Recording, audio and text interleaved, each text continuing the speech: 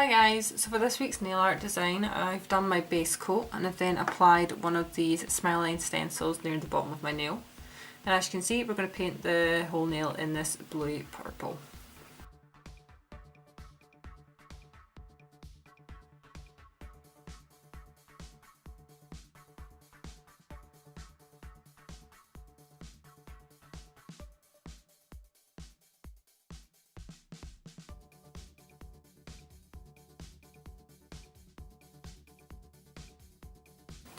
Next we're going to do some detail using a white striper. So first of all we're going to outline this blank space.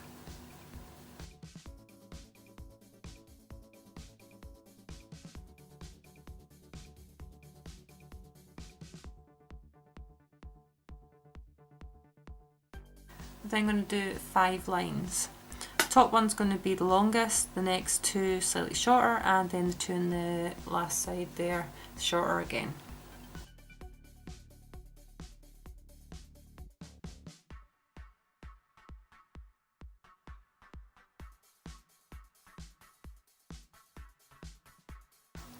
Lastly, I'm just going to apply a rhinestone to the top point of the nail here.